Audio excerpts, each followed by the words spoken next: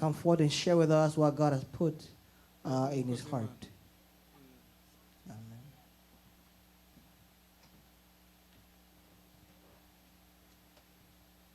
Hallelujah. Hallelujah. Hallelujah. Hallelujah. Ndiyo nongeye kubaramutsa amahoro y'Imana kandi Greeting to each one of you. no kubaha kaze kandi muri aka kanya And keza I say welcome once again in twongeye at this kugirirwa good time, ubuntu n'Imana given by God himself, kuba turi imbere yayo that to be before his presence. kuvuga uku Reason why I say this, novuga ko bariho benshi I can say there are many bifuza kuronka aka kanya that bitakunda wish to get some moments like these, but ariko unfortunately it's twebwe impossible. abakigiriwe ubuntu But for us who got the grace to be, tukaba turonka akanya nk'aka ko kuba imbere y'Imana and to get moments like these to be before God, ni iby'igiciro cyane it is something of a great value, kandi ni ibyo kushima and it's something to thank no God for. gufata nka nkama And take it, don't take it for granted, tutabyanjanjwako and just so keep it firm and hold it, and don't take it for granted. ndiyo tufise ijambo ry'Imana tugiye kuganirako I have the word of God I'm going to come and share with you. ijambo ry'Imana tugiye kuganirako The word of God we're going to share today, ijambo ry'Imana it's the word of God ry'Agakiza about salvation. abaswahili bavuga wokovu Salvation. iryo jambo So this word, Agakiza this term, salvation, ni jambo rikomeye cyane is a powerful term kuko ni jambo ryakomotse ahantu because this word came from somewhere. abazi kurisobanura Because cyane those who do not have to dig ijambo wokovu dive gusa and explain the term salvation, usanga rikuramwo nk'amajambo atandatu atanu you see, within salvation, it could be broken down into 5 or 6 words. kuko ni ijambo Because risobanura umuntu it's a word that explains the grace. yari ahantu Because he was somewhere. hanyuma aho hantu And ahakugwa That place he was ashigwa removed ahandi hantu and was put to a different location. mu Kirundi niyo bavuga ati In Kirundi they say ukucungurwa that to be saved, hacungurwa umuntu on a person who's saved, yari ahantu hatari umutekano only a person cange ahantu yari mwirinde azigirijwe ariko akabona umuntu amutabara amukura aho hantu a person who needs to be saved is a person who is in a place where they are tied down, or they're in a place where they don't have peace. So they need somebody to come and remove them from where they were. And that's why they need abantu salvation b'Imana to be saved. So God's people, iri jambo ukucungurwa cange wokovu this term to be saved or salvation, bamaze kurifata cange kuriha agaciro they have now taken gake cyane nta buremere cyane cyane they have now taken it for granted. Basically, they don't give it away. bariha n'insobanuro yaryo And they have now given it its own meaning. The own meaning. kuko abantu b'abakurambere Because people, bavuga ati ngo izina ni ryo muntu they say that a name is the person. iyo witwa ngo Because waracunguwe cange witwa wokovu if your name is you are saved, or they call you salvation, abantu bose baca bamenya uyo muntu everybody knows that person who is called that name, kera asa n'uwari ahantu in truth he or she is somewhere else. ariko abantu ubu But nowadays people, usanga bose biyita twaracunguwe they all say we are saved. iryo ni ryo zina That is a name ry'abaporoti for Christians, abantu bose bizera Imana that those who believe in God, biyita ko ari abakizwa they call themselves that they are saved. ntitumenya ko We do not know how, we do not know ari abakizwa whether they are people who are saved, bakijijwe iki what is saved bakijijwe from, indwara was in an illness, cange bakijijwe iki what exactly what is saved from. sobanura neza uri umukizwa wakijijwe Understand that you are a person who is saved from nimba what? ari indwara abantu bamenye by'ukuri kuri umukizwa wakiza ingwara. Because if you are saved from an illness, let them know that you are saved from an illness. Ariko iri jambo umukizwa, This message, a person who is saved, woba umukizwa kandi ugwaye. you could be a person who is saved, but Ukagendana still ingwara, sick. ukagendana ikisata You c'ingwara, walk with illness, walk with the wound of kandi illness. uri umukizwa. Although you are a person who is saved. Umukizwa Because a person who is saved, cyangwa umuntu yaronse or a wokovu person who has received salvation, n'umuntu yakijijwe akuwe mu vyaha. is a person who was saved from sins. Ariko usanga abantu But they- biyita You see, bakizwa, people that call themselves, they are saved. womenga nibo bamwenyekiti w'ivyaha kandi. But you think, but then you look at them, they None look iryo like zina wovuga the ati leader of umukizwa sinners. So, gute? how can you say you are saved if you like that? Niryo jambo tugiye So, kusoma. That is the main point today we are going No to read. kwiga And to learn, gutandukanya ijambo And akakiza to make a distinction between salvation kuritandukanya cyo n'itorero ishengero. and to create a difference between salvation and church. Hariho abantu bagize Because amahirwe there are those who are blessed, bavutse bayisanga bari mu itorero. they were born and find themselves in a church. Abo n'abanyetorero In truth, they are church people, yarutse uko nyene, and they grew up like that, arakurira muri ryo, and they grew in the church, arakomera, and they got strong in the church. arirongoreramwo, They are led in the church. They n'umunyeshengero, are member of the church. n'uyo nawe Even he or she n'umukizwa is the person who is saved. w'ikivunga.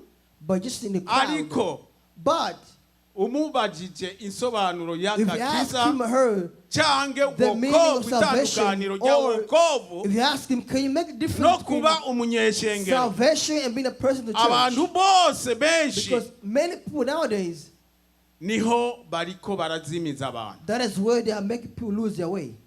Babereka itorero Because they show them a church, ariko ntibabereka inzira but yo they don't show gucungurwa, them the path inzira of y'akakiza. salvation, the path of salvation. Ukatunga umuntu mw'ishengero imyaka 20, A person in the church 20 years, 30 years in the ari church, umunyeshengero gusa, and they are a member of the ariko church, utamwereka but inzira y'akakiza. you have not shown them the path of salvation. Kandi mu kumwereka inzira y'akakiza To show them the path of salvation, nducisha mu nzira zo kubembereza. you don't sugarcoat it. Usoma ijambo ry'Imana, But you read the word of God, ijambo ry'Imana niryo and rimucira the word inzira, of God will show them the path. akagira And amahitamo. he or she make a choice or decision to choose where to go. Kuko Kristo nimba yaje mu isi Because if Christ came on earth kugira ngo acungure abo mu isi, to save those in earth, yasanze amashengero ariho. he saw to a church already. Wo ugomba kumbwira So are you telling me rwa rusengero yakubitamwo abantu ashwiragiza abantu, that the church he went to and he beat people up, he slapped them, punished them? rujya rusengero rwubatswe yamaze kuza, Are you saying that church was built after they came? yarusanzeho, No, that church rwari existed. rwamaze kuhinduka That church had been transformed akaguriro cyangwa isoko. into a store or market.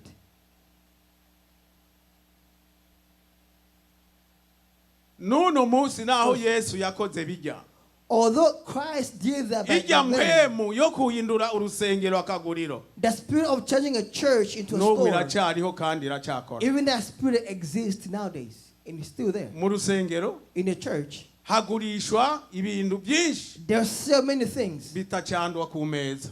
that can be brought on the Yesu table. yasenze Because amenagura Christ, he ibyari prayed and byanzwe ku destroyed meza, what's been put on the market. in ariko ubu public. byashara But biri now hano. Ni isoko rikwije the byose. selling has Ishengero. everything. A church has everything. Amashengero ubu Many church nowadays, usanga kwijemo byose. you see they have everything.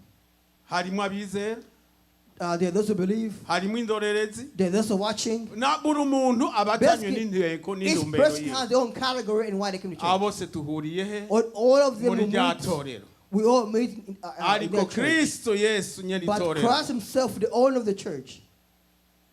Abari hano mu masengesho ejo. Those who were here yesterday in fasting prayers, Mu isi yose ararereka. in her churches is watching, Akarobanura. and then he choose.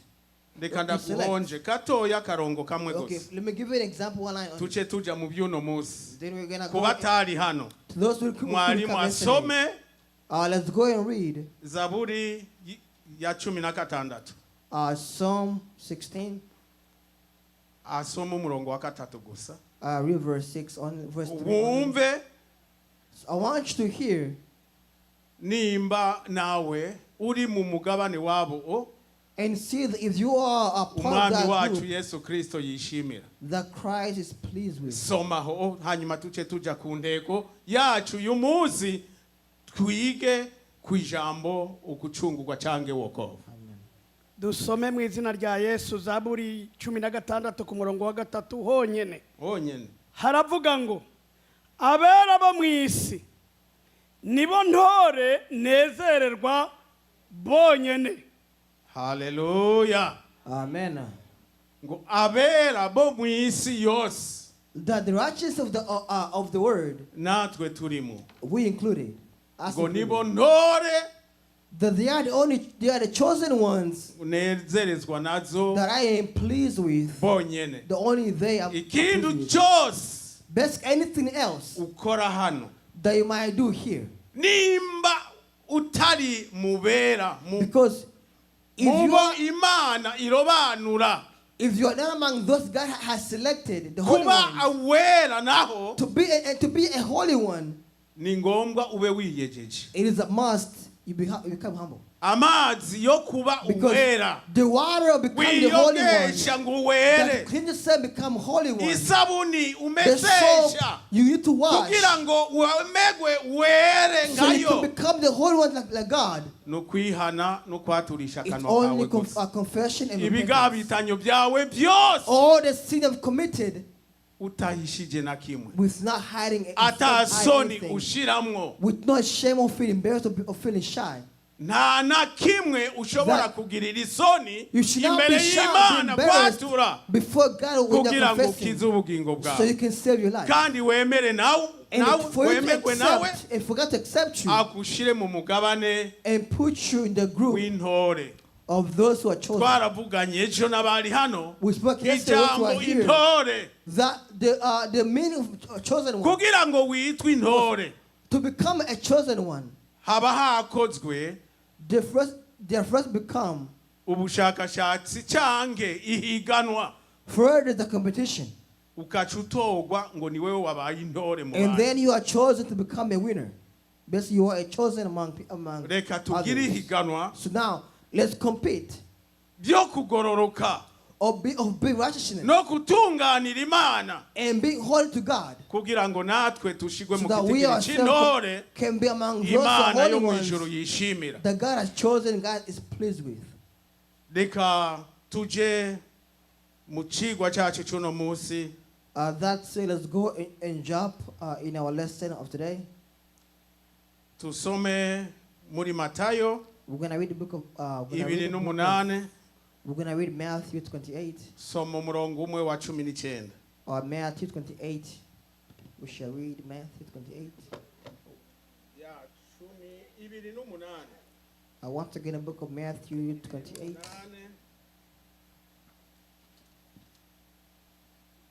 Tusome umurongo wa 19 gusa. Matthew 28, verse 19. Verse 19. Haravuga ngo nuko nimugende muhindura amahanga yose abigishwa mubabatize mu izina rya data wa twese n'iry'umwana n'irya mpwemu yera. Amen. Hallelujah. Hallelujah. Uyo ni inde yavuze iryo jambo? So who said this? Uyo ni Yesu wenyene ubwiwe. The Lord Jesus Christ himself will say that. Yesu yafashe Jesus umwanya uhagije I spoke for a sufficient amount of time, ategura abigishwa biwe and he prepped his disciples. agenda arabereka wenyene yivugira ubutumwa bwiza ijambo ry'Imana. And he showed them the word of the message of God. Abigishwa bari kumwe nawe When his disciples with him, hanyuma bobo nibo babaye ba mbere they themselves became the first ones kumva iryo jambo no kutunganywa naryo. to hear that message and for it to save them. Yesu Kristo amaze kubona uko abo bigishwa bamaze kutungana, We just saw how his disciples have prepared their lives. abona ko bakwiye bamaze gucungurwa by'ukuri He n'iryo saw jambo, that it was enough they have been saved. abona kubizigira, And then he gave them, I believe in them. afata umwanzuro wo kugira ngo abatume, He took time to send them kugira ngo bagende So, mu isi yose they could go around the world batware ubwo butumwa bwiza, and take that good message bamenyeshe abantu and makuru mashasha avuye mu let ijuru, others know the new good news from heaven ngo itself. abazokwizera So- ayo makuru, So those who believe in that message or that news, ubutumwa the word of God, ni inkuru the word of God is the news. nziza kandi y'agakiza. It's a good news of salvation.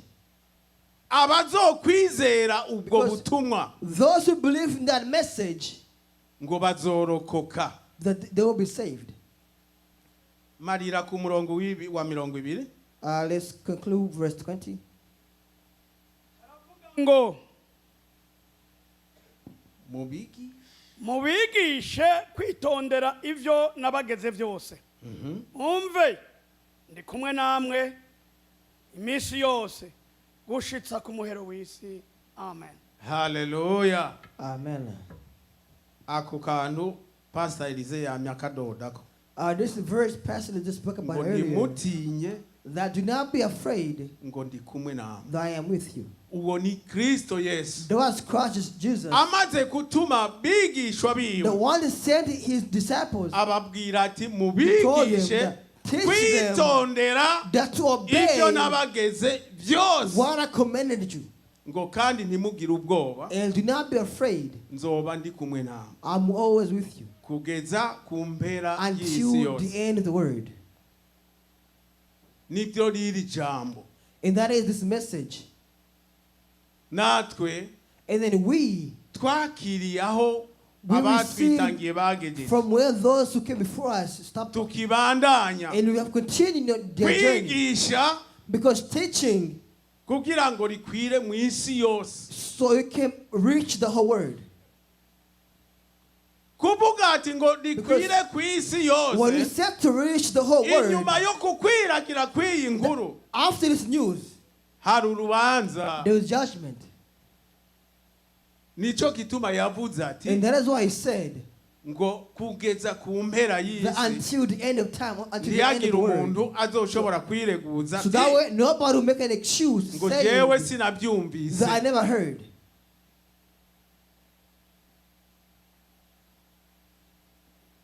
Natwe uno munsi And then we today, nirwo rugendo turimwo. that is our journey we have now embarked on.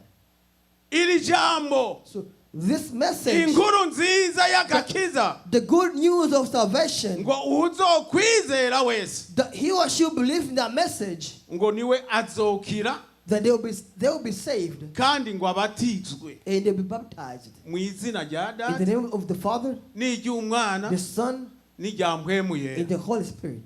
Amen. Ico ni kidodo. That was a sign. Iyo ni sign, ikidodo. That was a sign Umaze kwemera that ukatura once you have accepted and confessed ko Kristo ariwe mukiza that Christ is the w'ubugingo bwawe, Savior of your life, ikikurikira what follows after that? ubatizwe Then you are mu baptized izina rya Data in the name of n'iry'Umwana the n'irya Father, the Mpwemu. Son, and the Holy Spirit. Ico ni kidodo, That's a sign. umuhuri uba gushizweko Basically, I put an authority on yourself or on you. aho ugenda hose. Because wherever you go, Abaye amaso y'umubiri those who can see physically, nibo bazazanirwa katoya, they will be confused for a little bit. barinda kukwihwisha, They try to confuse you, barondera kukumenya try to kuvyamwa understand you wama, based on the fruit you bear. ariko But ab'impwemu those of the Spirit, kandi nabo mu mwijima bose kwa And those the Satani darkness of Satan himself, bobo ntibarinda kurondera ibyo See, bimenyetso. they don't need signs. Wasizwe ko ico So long kidodo as you have that sign on you, izina rya in the data name of the Father, n'iry'umwana the na Son, mpwemu and the Holy Spirit, ukabatizwa, and you are baptized, uwo munsi no mu ijuru on baramenya that day in heaven it come down as well. ko ariho Because umuntu mushasha avutse A new person has mu been buryo born. bw'impwemu That atanguye spiritually they have urugendo started a journey. ngo no mu ijuru They were in heaven. baragira umunsi mukuru They have a celebration. ku wihanye umwe gusa. The one person has repented. Mu ijuru hari pari In heaven nyinshi is a cyane. party. Uko abantu bakiza uno munsi The people have been saved today. pari irabayo, There's a party happening. abakizwa ejo pari, Tomorrow the party. ariko ab'isi But in the word, pari zacu zirarenze. our party is too much. Umwana ameze iryinyo When a pari, child truth we party. ugize uku When pari we this we party. pari Party, gusa. party, party after party. Ariko mu ijuru But in heaven, umwana w'umwami ameze iryinyo pari iyambaye. when the child of the king has a tooth, they party. N'uwifise muri iki gihe zisigaye Even ziba nowadays, nyinshi. they still party too. Turabibona hano We can see it. iminsi y'amapari The days of iruta partying, aya makoraniro. it is greater than our gatherings. Ariko bobo ni neza kuko But that is great. barategura Because ibifungurwa. they prepare food. Zijya njya nizo zikwega abantu. Because the food will pull you to come. Tuba tuje kurya Because in truth, ariko we come ntituje to eat. kushengerera iryo ryinyo ryameze. But when I come to see the tooth, Turabirya. growing, no. We eat your food. Ariko aho wakuye But hasigaye what you isoko took tu. from this all as a whole. Haleluya. Amen. Ariko But pari yo mu ijuru the party in ku heaven, muntu akijijwe a person who is saved, yihanye who avuye is mu repenting byaha, and they have left the sins. ico nico cyazanye Kristo That is why Christ came. kwemera akasiga ubwami bwiwe mu ijuru He left his ngo kingdom acungure umwe to gusa come and save at least one azorengukana imbere who is y'Imana going to bring Data. before God himself. Amen.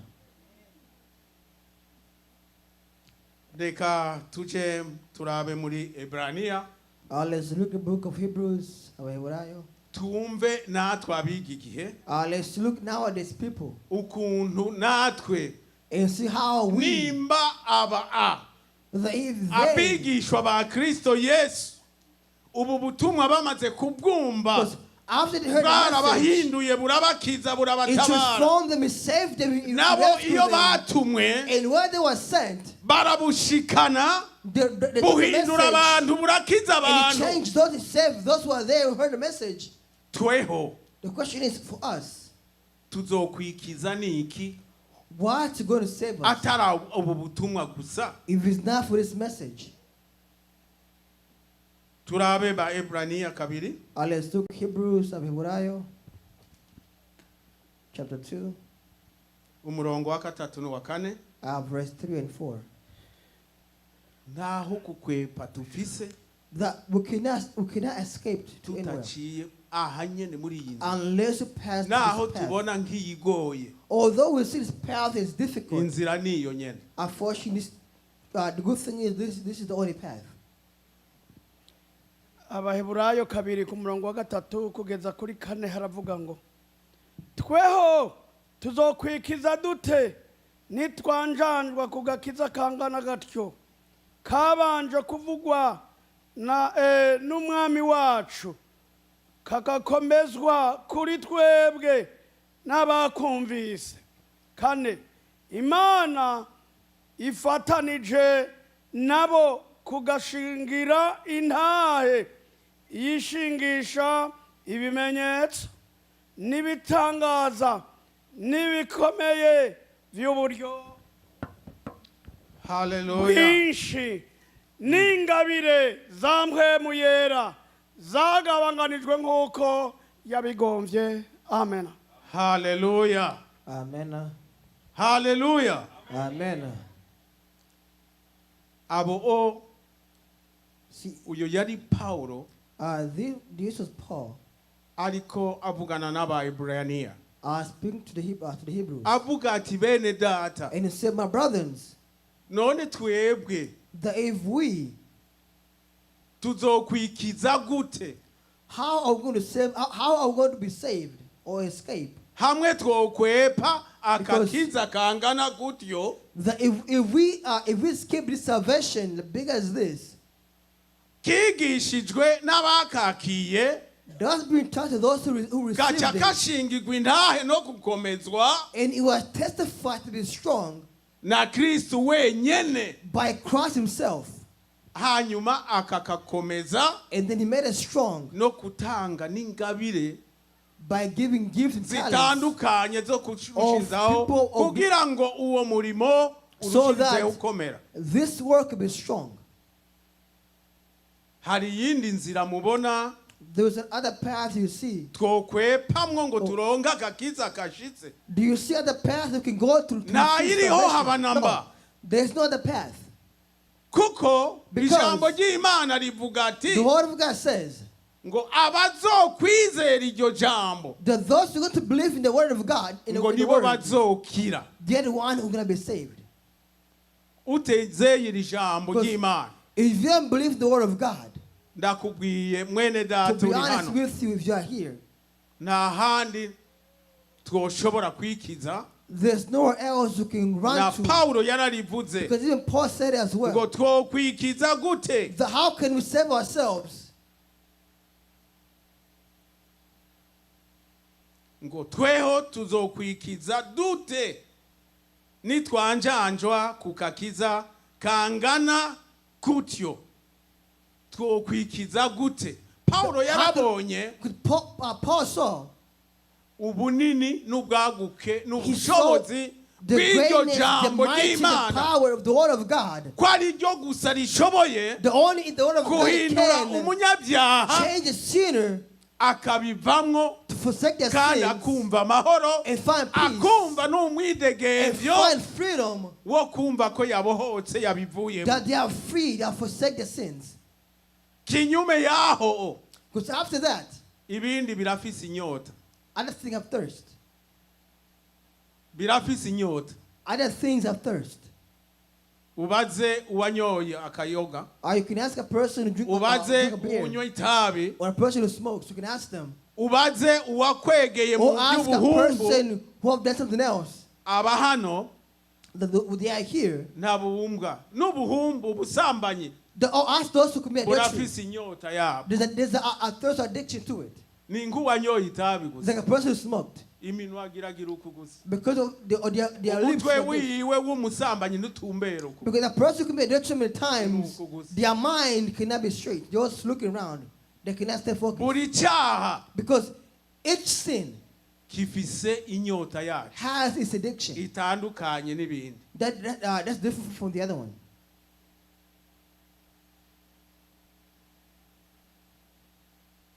Ni icyaha naco Because even at sin, kirafise ubu professionnel, sinzi ndabivuge mu rurimi rwahe kugira ngo twese ubuhinga n'ubumenyi, because a sin has its ways or its knowledge. yani icyaha ni kibi cyane Basically, bakunda. a sin is a Nta bad thing. kintu kitanga amahoro There's nothing that brings you mu peace mutima w'umuntu, in the heart of a kikatanga human being, n'umunezero, and that brings you joy, ukumva ituze mu buzima and you bwawe. feel you are calm and focused. Nuku kukunda amahera gusa Because even the love of money kurafise inyota, has its thirst ukakwega or n'ububeshi, addiction. It can call lies, it can pull in lies. utarahura n'umuntu. If you have yet to encounter a person, Je narabonye umuntu yari afise I once met a person imiyaga mibi, who had bad spirits. wewe yabareka mwebwe mugende ku kazi They gusa, will let you go to work, mukakora and you mukegeranya work, you work, amateka. you work, and you get paid. Wewe yari afise umuyaga mubi, But he had bad mubi, spirits. He had bad spirits w'amajambo asosa, of word of two words. igishetani That kijya the kishokorora evilness neza inoti. that doesn't have to put your money. Yahera kuri uyu He will go from the person. aza kugurana He will borrow from you. ijambo risoza, A very sweet message will mwarimu tell you. Alex akaba And Alex ayakuyeho, will give the money, akashikira Wilson, and Wilson, ashikira uwari we wese, best he could get to. nta n'umwe ashobora kukwepa He kuri will uyu. still talk you out of giving him some money. Abamwishyuza In those who bakanyurangana ariko yari mpwemu mbi yari muri but truth, it was the bad spirit in him. urumva ubwenge bw'icyaha Basically, the knowledge of a sin. ibyo avuga kuri wewe si ibyo avuga Because kuri uyu what I said to you is not what I said to other person. umusambanyi uko nyene A person can be adultery the same way. ubwenge buhinduka ku mwanya Because ku mwanya your n'amajambo knowledge is changed all the time. umuntu afata akayoga A person who drink beer, aragerageza they try their uhuyeho best. wopfa umuhura n'unywa akayoga ari umupagani Best mean a person who drink beer, they're not wakanywa, Christian. Because they could drink the beer. yiteguye nyene If they get drunk, kugira imyerekano they are drunk and they shoot kugira themselves. kila muntu So any person could consider abone them, ubwisanzure bwiwe they can see their freedom n'ikiryoha ciwe ingene and how kiryohera they find joy ariko in being a alcoholic. uhuye But if you meet a person, n'umukizwa if you meet an alcoholic who's a Christian, ndamwita umukizwa nawe niko I said they yiyita are Christian because they call themselves Christian. yafashwe n'ico cago c'akayoga If you meet an alcoholic who's a Christian, uramwanaliza you see, you analyze them. akanywa mu kinyegero They will drink it in secret, kandi azi and then they know uwo basangiye uburyamo the one that sleep together. aramwumva tu She can hear arya him. ibitunguru They drink. They eat arya onions. amajojo They eat gums inzoga irisangije ukwayo because beer has Nawe its bihuriye. own, has its own taste. ijojo irahera Because a gum can kubera end. jojo igarukira mu kanwa Because the gum stay in your mouth. igitunguru kigarukira hano mu The kanwa onion stay in your mouth. ariko inzoga igira But ikirindiro beer stay in your stomach. mu kanya byose biratuma In mu a kanwa short moment, inzoga nayo itangura the alcohol would what? ugiye muri The restroom smell come back. If you go in the restroom, wapomvye nyene you try to you put some wapomvye nyene perfume. n'umwana agiyeyo When a child come in the restroom, agira no man they say, oh yeah. no man They say, oh yeah. something wrong man Atari ibintu bimeze neza ngaha. hallelujah Amen. ndiko ndavuga ububi I'm bw'icyaha saying kizingira the evil of a sin. kiba gifise n'intumbero Because a sin yo has the purpose kurondera to go. kukumara amazi Looking to bring you shame and ariko embarrassment. kristo yesu But Christ, ubutumwa bwiza bw'agakiza the message of salvation, niyo nzira yonyene that is the only path ikiza umuntu that saves the person ikamuhuza n'imana and bring together with God. hanyuma And then, umaze kuronka ako kakiza once you find the biturutse mu salvation, kwizera ijambo ry'imana to believe in the word of God, abavuga butumwa bose b'ingenzi many preachers, baravuga ubutumwa mu isoko they preach in the stores. abakiye ijambo ry'imana Those who see the word of abantu God, bahinduwe n'ijambo those who ry'imana respond by the word of God, akakiza niko katangura our salvation starts first. hanyuma akaca abahanura And then they will avuga ati advise bene them. data And ko say, my mwakiye brothers, ijambo ry'imana because you receive the word of aca God, ababwira ati murondera ahantu and you look for a muri iyi place micungararo murimwo where you are, aho musengera where you go to church, kugira ngo ako kakiza so that salvation karonke uburezi can find our growth, karonke can find a ukutegurwa teacher, neza find a way, a aho place to stand, kategurwa kugira ngo a kakure place where it can hanyuma karushirizeho find kagire rooting n'ivyamwa and grow and bear ejo fruit. n'ejo bundi So tomorrow later umaze on, gukomera once you are strong, nawe utumwe ngo now you could be sent nugende mu mahanga and to go at the ubwire nations abantu ubwo and butumwa tell bwiza people the good bwakugirije message you are niko told. abigishwa And babwiwe that's na why yesu the kristo disciples are told by Christ. ngo abazokwizera iryo jambo Those who believe the word of Uzobutwaye. God, that you are taking with you, ngo uzobigishe kwitondera aya that teach majambo them to obey my word. n'ibyo wigishijwe And hanyuma what bate ko are taught, babatizwe mu Then izina rya data they n'iry'umwana baptize in the- n'irya mpwemu in yera the name of the Father, the Son, and the Holy Spirit. iyo niyo nzira gusa That is the only path. itorero A church, ni ikintu novuga ni umutaka gusa a church I can say is like an umbrella. ng'ubwugamo bwo kugama Basically, a imvura place you find bwo refuge kugama from the uruzuba rain, from the sun. ariko tukaba turiko But turigishirizwaho we have been taught ihinguriro that the itorero transformation, ni ahantu ho kuhingurirwa a church is a place where you are transformed. abafise urugendo rwo kuja mu ijuru Those have a journey going to heaven. ariko itorero But ryonyene a church itself, nta kintu na kimwe itorero ryogufasha a church itself imyaka cannot help amajana you. You could be there for 100 years utaronsa akakiza unless you have salvation, utakijijwe unless you are ngo saved, uhinduke uve mu nzira zawe uhinduke uve mu byaha to forsake your sins. uzoba wo kuri bamwe gusa. You believe you be in a church only by name.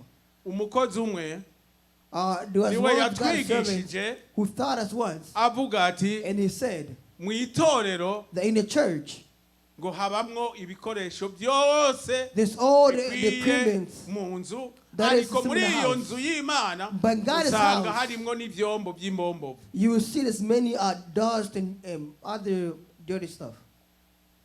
Kubw'ibyo ntube For igikoresho that, cy'imbombovu Do not become Kiri do mu not nzu become a y'Imana. tool that's useless in God's church. kuko icyombo cy'imbombovu Because a tool that is useless kiba kirindiriye gukora ibikorwa nyene by'imbombovu nyene. is only will be used for work of that's useless as well. Niwofata igikoresho Because cy'agaciro you cannot take an equipment that has a wabaricyo value uza gukoresha and then use it gukoresha ibikorwa byiza and use byo it for mu nzu good y'Imana. work in God's house. Cy'imbombovu Because kiba kirindiriye ibikorwa by'imbombovu. because a work that is useless is worth to be used for things that are useless as well. Hamwe If hotera amazi hano there could be a flood here, for example, ntitwotora iyi speaker ngo tutangure kuyiyoza amazi we will not take tuyatera that speaker will not use it to take water out. No. turondera ibitrash aho biri. But rather we look for trash somewhere else. Nibyo ibikoresho by'imbombovu biri mu nzu. Because those are the tools Nibyo for that. tuyoza. Or use those tools to get water Bayo out. ntube igikoresho cy'imbombovu mu nzu Do y'Imana. not become a tool that is useless. Igikoresho kimariye But be mwene an cyo equipment ikimazi. that has a value to its owner. Reka turaba muri Romi naho mu Baroma Let's look at 10 Romans. icyo hatubwira. Romans 10, that's what it says. Abaroma Romans 10 umurongo w'icenda n'uw'icumi. Romans chapter 10, verse 9 and to 10.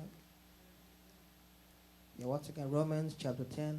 Ya 10 tuhere ku murongo w'icenda nyuma tugeze wa 10 gusa. Romans chapter 10, verse 9 until 10. Turacyari mu butumwa bwiza ijambo ry'Imana Amen. ngo abazobwemera abo ngo bazokira. Amen. Niyo nzira gusa Those who accept it, they'll be saved. ikiza umwana w'umuntu That is the only path that can save a imukura human mu being byaha imukura mu cyobo from their sins, from their home, ikamuhuza n'Imana. and bring them to God. Imana nayo And then God Himself ikamuhindura kuba igikoresho would change cyayo. and become his equipment or His tools. dusome abaroma 10 ku murongo w'icenda kugeza kuri 10 haravuga ngo kuko umutwe w'ijambo inzira y'ukugororoka igenewe abantu bose.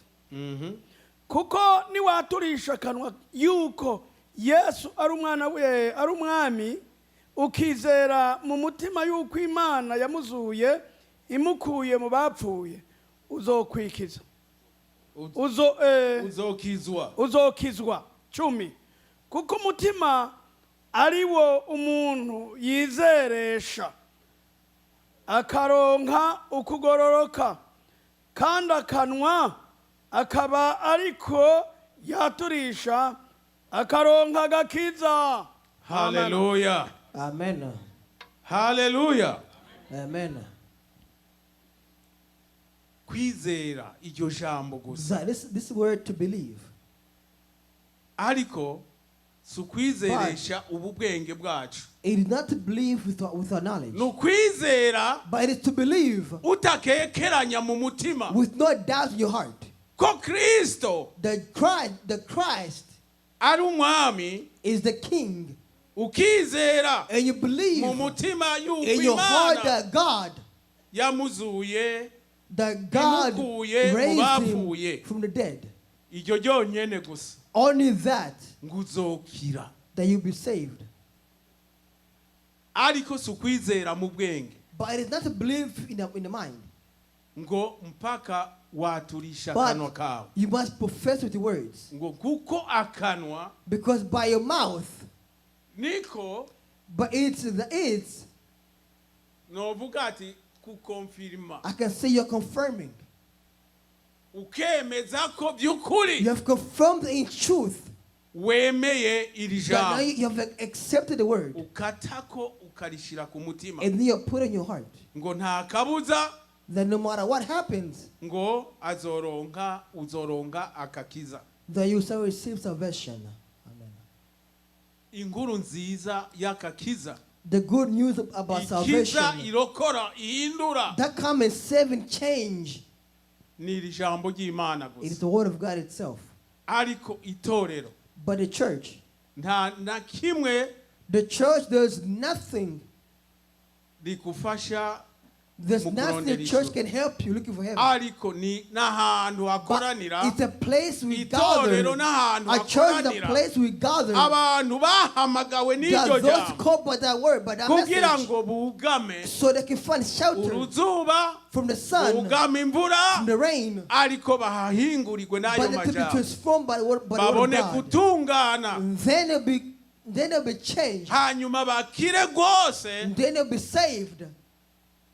Kristo abone kugerera muri bo And then Christ can come in their nabo hearts. muri we And then they in Him. hanyuma babone kwemegwa And kuba then they could be abana accepted to b'Imana. become God a child. Amen.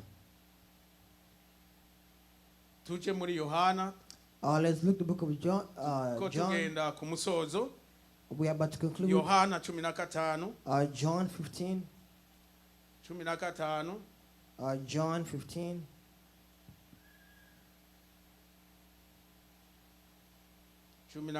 umurongo Once n'ujya again. wa kane The book of John, chapter 15, verse 4 tugeze kuri gatanu until 5. turi ku bw'ijambo ry'Imana We were in the word of ariyo God. nzira gusa ikiza And that is the only umwana path w'umuntu that saves the human kumukura mu being byaha from his sins no kumuhuza n'Imana. and bring it together with God. Yohana 14 ku murongo wa 4 kugeza kuri 5.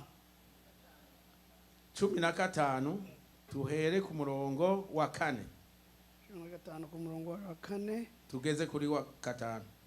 Nimugume muri jewe nanje ngume muri mwebwe nk'uko ishami ridashobora ritabasha kwama ubwaryo ritagumye mu muzabibu niko namwe mutabibasha mutagumye muri jewe. 5 ni jewe muzabibu namwe muri amashami. Uguma muri jewe nanje nkaguma muri we uwo ni we yama cane kuko ataco mubasha gukora mutamfise. Amen. Hallelujah. Hallelujah, amen. Ijambo ry'Imana The word of God. ngo mugume muri jewe That stay in me, says, nanje gume muri jewe. and I in you. Ntibyoroshe, It is not simple. biroroshe kusoma hano It is easy to read it. ngo mugume muri je That remain in me, ngo nanje ngume muri mwe. and I remain in you. Byomera gute That how can it be? ingene wo kwinsonsomeza That how can you? winjire munda That how can you put yourself ubwawe into? uzoba urihe none? That if you enter in Christ, what will you be? Ufisinda kweli That you nawe have, agume muri wewe. do you have the body enough for him to be in you? Izo simbanyi tuca tugira I would not Yesu gonna- ari muri jewe ninda We're gonna get pregnant because Christ is in us. Yesu But wenyene the Kristo Christ n'Imana himself, data. the Christ, the Father Iri himself. jambo ry'Imana niryo The word of God ribahishura says that kugira ngo ubone Imana for you to see ubone God, Kristo for you to see ni Christ, mpaka wizere iri jambo. you must believe in His Ni word. wizere iri When you jambo believe in His word, ijambo rikaguma muri and the wewe word remain in you, tayari that's it.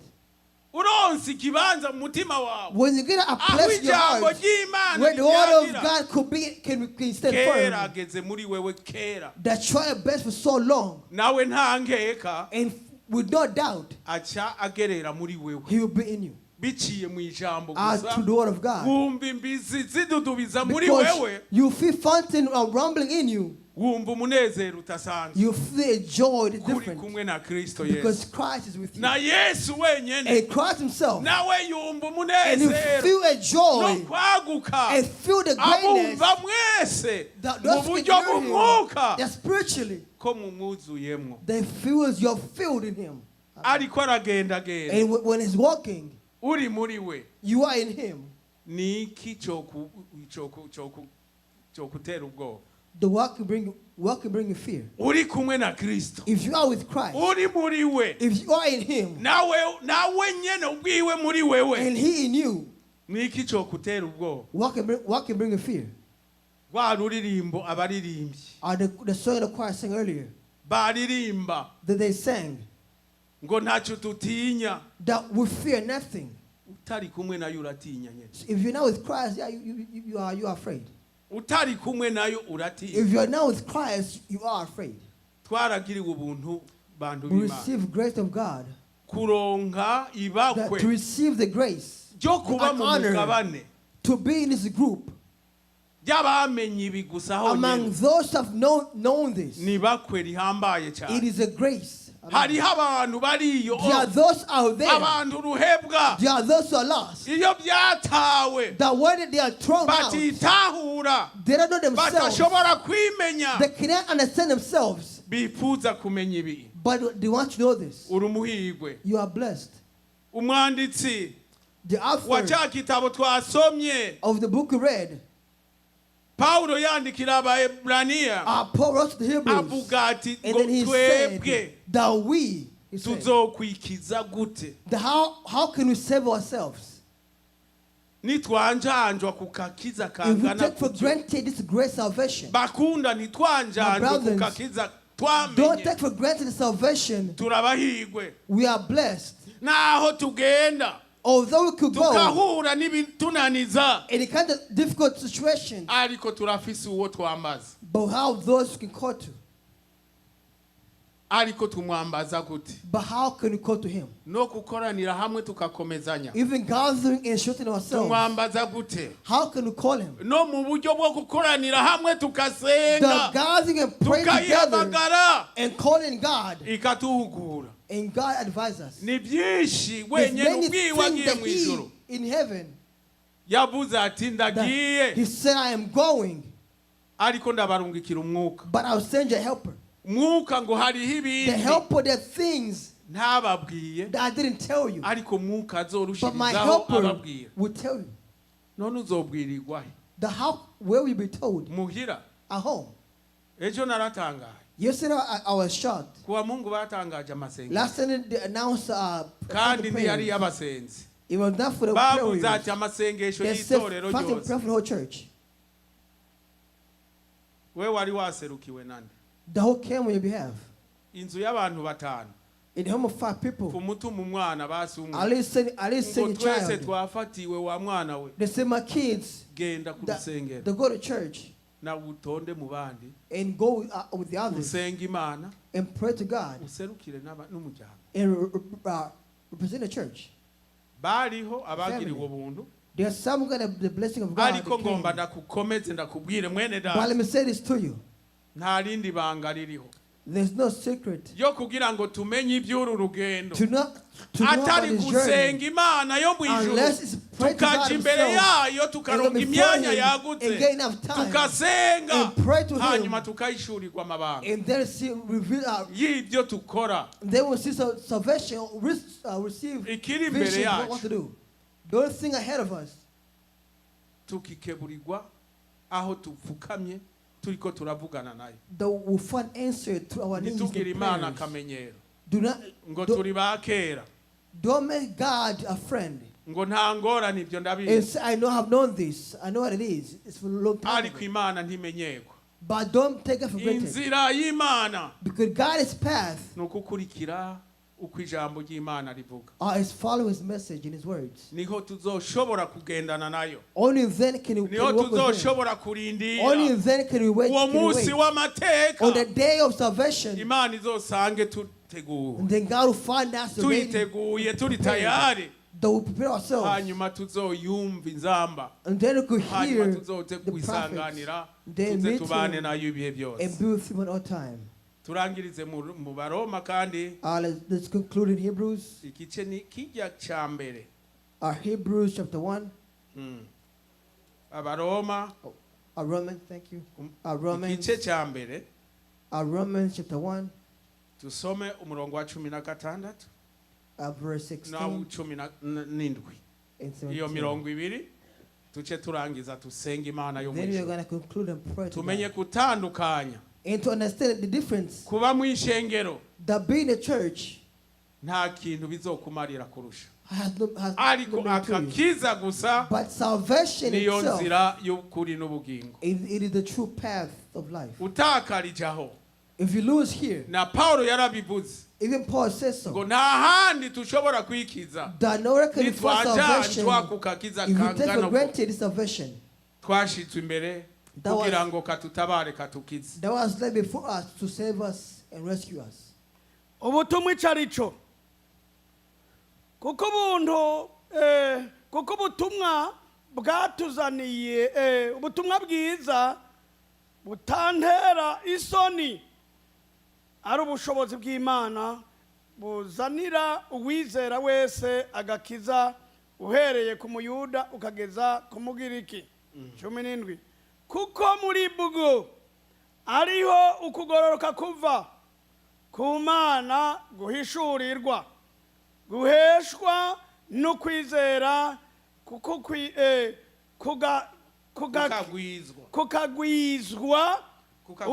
kukagwiza ukwizera, nk'uko vyanditswe ngo umugororotsi azobeshwaho n'ukwizera. Amen. Haleluya. Hallelujah, amen. Urumva ko You ukwizera see that to believe, ngo niko kubeshaho umugororotsi. the faith make you to live on as a Christian. None nimba uri umugororotsi, If you are a righteous person, individual, ni za ntore twahera ko muri Zaburi. is one who read our Nibo psalm to the chosen ones. abagororotsi, The righteousness, nibo baharugwa ko ukwera n'Imana, the God count them as his salvation, ikibatira akazina keza and then k'intore. he called them by name the chosen ones. Abamisi b'Imana That their God is service. batoranijwe mu mahiganwa, That they were chosen among the competition. ngo abagororotsi That the righteousness, ngo babeshwaho nuko kwizera. that they live by faith. Mureke tuba imbere So y'Imana, let's be before, kuko before twaramaze God. kumenya ko Because of come to understand ikitubeshaho that the reason why we are alive, nuko kwizera is because twizeye, the faith we believed in, kugira ngo twame imbere ya so we Kristo can always iminsi be yose, before Christ twame all time. twiyeza To uko always bwira cleanse nuko ourselves bucya, day and night.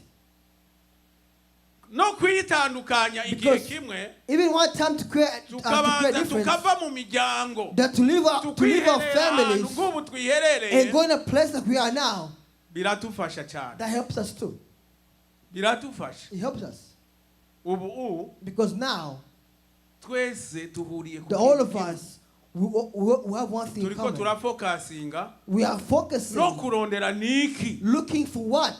cokuza The what can grow, ukwizera kwanje, what can grow my faith, kikampa intambwe could give me a new yo step, kurushirizaho kuba imbere that to y'Imana. continue to be before God. Ariko iyo tusubiye inyuma But when we go mu back home, miryango, in our families, ibintu bica biza ku bwinshi, that things come in abundance. ariko nabyo ibyo But even those things, ntaho tubihungira, we cannot ariko run from tumenye it. ingene But tubigumamo, we should learn how to stay tukirinda and protect ourselves, ntitwanjwanjwe to not take for granted kucoyanduza akakiza for anything that can kari muri sustain our twebwe, salvation that is in us. kuko ako kakiza twakiye Because the salvation we have received, niko katanga intebe it is why I give ya a seat Kristo Yesu muri twebwe. of Christ in our hearts. Iki ni ikintu gikomeye That is a powerful kumva thing ko to know that Kristo atwemerera the ko cross have accepted that, ngo tugume muri we, that to stay in Him, niho tuba tufise protection ikwiye. then we have full protection. Nawe And then He ndatureka uko won't leave us as ngo is. nawe acaba muri twe, Then He will be in us too. aca tuterurira Then He will take us. nawe mu kuruhuka, And agenda kuruhukira mu Mana He's gonna rest Data. in God our Twese Father. ugasanga And we twisanze see ourselves in God Himself. turi mu kurindira That we are waiting igaruka ry'umwami for wacu the Yesu returning of Kristo. our King Jesus Christ. Turi mu ruzitiro We are in rukomeye a full of protection tugerera tunyegera muri we because we are in Him. twizeye aya majambo We believe aya His words. majambo niyo And adusunikira that's muri what we pushes in Him. tukibera muri we That we live in nawe Him. And akatunezererwa then akaja He akagerera muri live twebwe in us. akaca duterurira And He will take us mu out Mana Data. in God our urumva Father. uyo mutekano You see the peace in Him. rondera kuhuza So find a common ground n'Imana yawe with your God. Imana wamenye The God you have iyi come to nzira ni understand. iy'ukuri The true bakundwa path I've told you. niyo nzira gusa That's the only path izotushikana kwa Data mu that will ijuru. bring to our Father in heaven. Nitube nka ba bantu Let's not be like those people. reka ndangize n'iri jambo Let me finish with this. hariho umuntu umwe There's not a person iri jambo ryo kukira who is said to be saved. hariho umuntu yivuga ngo narakizijwe narakizijwe Some can say, I am saved, I am saved. yagomba kuja bukibarabara They were getting ready to cross the road. ahura n'isanganya And he got into an accident. umudugu uramukubita pa And the car hit him. akubita ku cyuma And it hit a metal. kijya cyuma cyari gifise ubugi They hit a metal. izosi And then that metal, because it was umutwe sharp, utarukira hariya because the metal was sharp, it cut in half. ikibiribiri kigwa And ampande y'ibarabara the body fell by the roadside. ikibiribiri coco The whole body itself, cyaguma kifuha gusa it kept, amaraso the blood kept pouring out. The blood kept pouring out. ari ku mutwe iyo wagiye But what the head was at, waguma uvuga ndahatswe the head kept saying, oh, taruka the head kept saying, I ndahatswe almost kabisa died. nakiriye The head kept saying, I almost died. ponea chupu chupu The head kept ndahatswe saying, I almost kabisa died. The head kept saying, I almost died. amaraso amaze kuhera mu mutwe But once the blood has concluded nawe in the head, ucuramenya ko wapfuye then the head understood he reka died. ubutumwa bukivugwa So, when what I'm God is speaking, wihana utungane repent now. n'utaruke taruke nk'umutwe Do not keep jumping ngo like a head. ndahatswe Say that I ariko almost died ikibiribiri kiriko kirafuha when the amaraso body is dying. niko abantu biva That's yanga how mu people, byaha they go in ariko sins, umutwe but the head mu ishengero in the church, ubonye umutwe when you see a head, uvuga ati it ndarakijijwe says that I am saved. mugiye mu ndirimbo ya mirongo When you go in a itandatu song in n'umunani 68, yo the song they sang, aririmba nka wa mutwe they sing like the head, ariko ikibiri but the body, kiriko kirafuha amaraso the gusa body is spitting blood. abantu bose babona ujya arapfuye They ujya can see arapfuye that she's dying, he's dying. mwe mwarakubona ko wapfuye The speaker is reka still dying. gukoresha So umutwe don't use your head. umutwe uravuga Your head can speak, iyo bakase kitirumbuka but they catch you right away. umutwe uramara Your hafi head can take amasegonde about a few seconds kuko niyo harimwo moteri y'umuntu because the engine is in the head. ibiri kwirakora Because it's still running. ndahatswe You say, I almost ndahatswe died. ndi I wahatswe almost, ahubwo warapfuye you're not almost died, ari you ku died. mwanya ukiriho But when there's still time, gerageza urokore ubugingo try bwawe and save your life. n'aya majambo y'Imana It's the word of God. abayumvise If mwese you heard it, Imana ituhezage may God bless you. Amen. tugira dusenge Imana yo mu ijuru We're going to pray. ndazi ko twabaye imyaka myinshi mu itorero I know we've been in the church for so many years. jewe novuga ko ayo mahirwe yo kuvukira mu itorero ntayo nagize I can say I was not blessed not ariko to go to bariho church, abagize ayo mahirwe but those who are blessed bavukiye mu who are ishengero born in the church. babifata ngo akakiza nako And the nyene sense of version is ngo in nasanze that. ababyeyi banje I saw my ari parents abakristo naje were mfatiraho Christian and I n'ubu continue. ndiko ndabandanya I may not continue my journey as a Christian. no gusenga They've been praying. usanga asubiramwo mu isengesho rya se They gusa prayed, their parents is praying. asenga nka recitation They pray like asubira mu isengesho they rya are nyina mimicking their parents is mawe praying. ahora asenga uku They say, Mom, pray dawe ahora like this. asenga uku Thou pray like ariko this. ibyo ntibizokutabara But that will not save you. ikizokutabara What will save ni you ukwemera ijambo ry'Imana is accept the word of God. ukemera ukaca bugufi Accept and become ukemera humble. ko Kristo Accept that Christ yazuwe mu bapfuye was risen from the dead aja mu ijuru kwa data and went to kandi heaven to our Father. yaraje kugucungura When he came to save wemere ko wacunguwe nawe Accept you are saved. byaturisha akana And kawe can profess with your hanyuma mouth uve mu byaha byawe and forsake your sins. hanyuma Imana ikutabare Then God will niko save ijambo you. ry'Imana ryavuze The word of God ngo said so. waturisha ako kanwa Profess with your mouth ko Kristo ari umukiza The Christ is your Savior, ngo azokiza and He will save. azorokoka. He will save. Ngwino tusengere hamwe So come so you can pray together, hanyuma Imana ikugirire neza. and then may God bless you. Turarangije We are concluding. We are done. turarangije tugira tusenga Imana. We are done. We are going to pray. Nimba uriho ugira intambwe If you dusengere are hamwe. here, take a step. No.